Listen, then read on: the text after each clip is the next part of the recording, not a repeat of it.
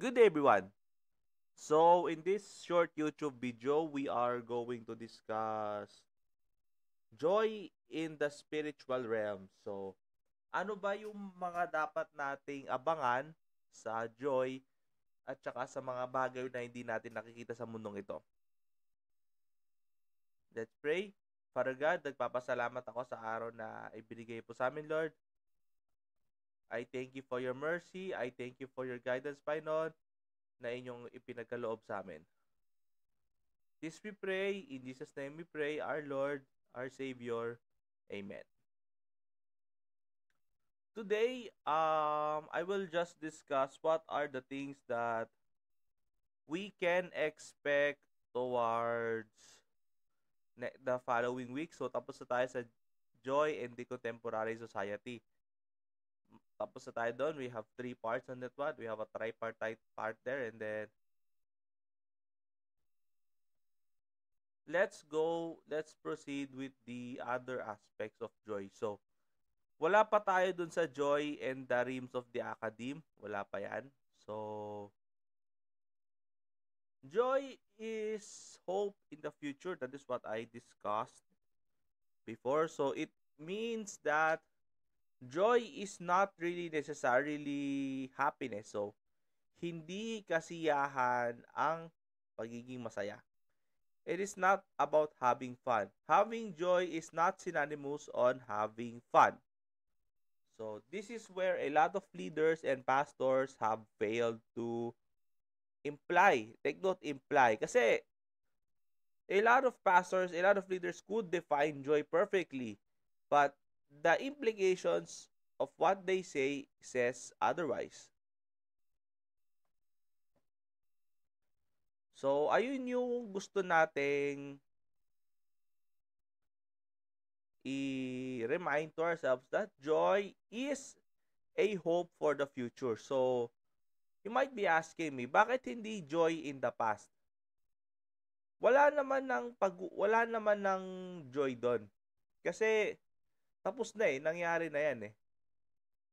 It's going to be very nostalgic in nature kung talagang humuhugot ka sa nakaraan mo.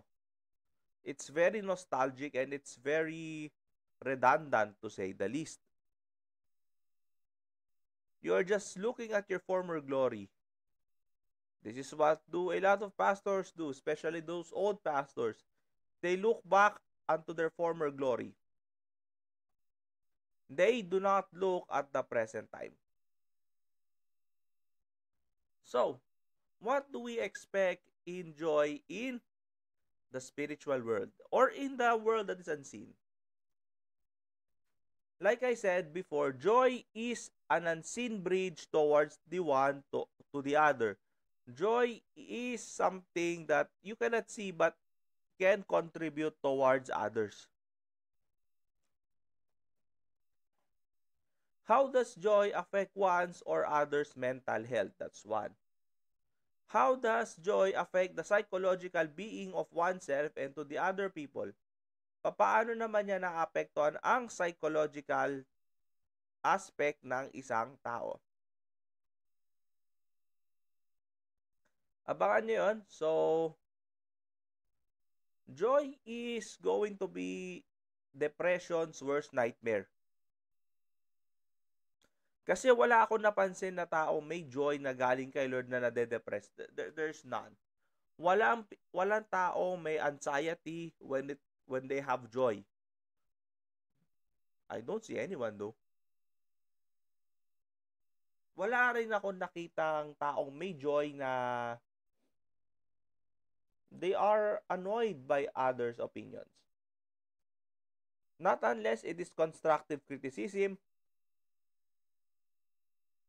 pero yung bashing lang, yung mga bash-bash lang ng ibang tao, they are not really annoyed by that because their hearts are filled by the joy of the Lord.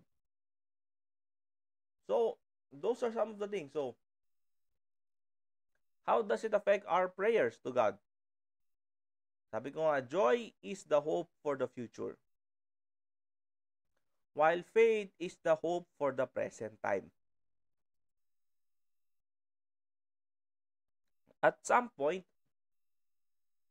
we will really have to dig deep onto this fruit of the Holy Spirit. Kasi, admittedly, some of our decisions are made out of joy or the lack of it. Kaya nga, joy could be someone's wisdom or the follies major fall. Or ito yung pagkabagsak ng mga taong mangmang. They use the lack of joy to make their own decisions. Kaya nga, there is so much implications when it comes to this fruit of the Holy Spirit. If you do not use correctly, you are in big limbo. You are in big trouble. If you use it correctly, praise God. It is within God that gives these gifts, but it is the role of the human to unveil or to maximize its gifts or its potentials. Nasa atin pa rin ang ating tadhana.